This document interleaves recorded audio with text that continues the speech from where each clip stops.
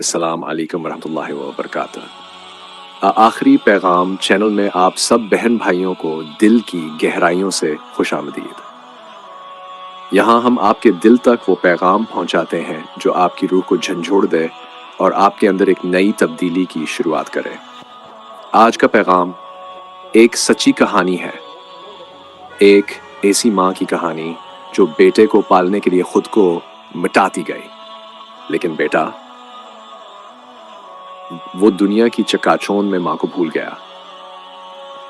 ایک ماں تھی غریب مگر بے حد عظیم، اس کا شوہر مر چکا تھا اور ایک ہی بیٹا تھا۔ وہ بیٹے کی خاطر لوگوں کے برتن مانجتی، کپڑے دھوتی، دن بھر تھک کر جب رات کو گھر آتی تو بیٹے کا چہرہ دیکھ کر تھکن بھول جاتی۔ اس کی ایک ہی خواہش تھی، میرا بیٹا پڑھ لکھ کر بڑا آدمی بنے۔ سال گزرتے گئے، بیٹے کو اسکالرشپ ملی، وہ شہر چلا گیا۔ ماں پیچھے رہ گئی، بس دعاؤں میں بیٹے کو پکارتی رہی۔ شہر کی رنگینیاں، دوست، نوکری، سب کچھ بدل گیا، اور ایک دن بیٹا اپنے گاؤں آیا، نئی گاڑی، قیمتی لباس، آنکھوں میں غرور۔ ماں نے جیسے ہی اسے دیکھا کھاٹ سے اٹھ کر دوڑی، پاؤں لرزتے تھے، جسم کمزور مگر دل مضبوط تھا۔ ماں نے بانہیں کھول دیں مگر بیٹے نے کہا، امی پلیز میں تھکا ہوا ہوں، بعد میں بات کرتا ہوں۔ وہ چلا گیا۔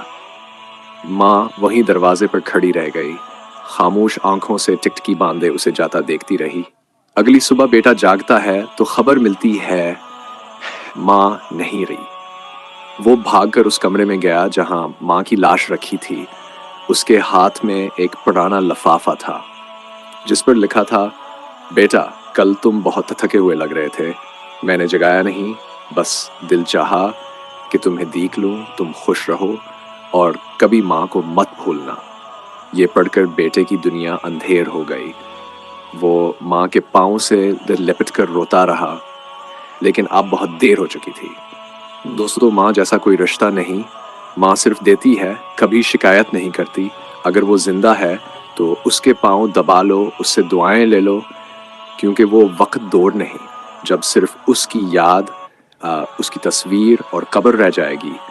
اللہ ہم سب کو اپنی ماں کی خدمت کی توفیق دے، آمین۔ والسلام علیکم ورحمۃ اللہ وبرکاتہ۔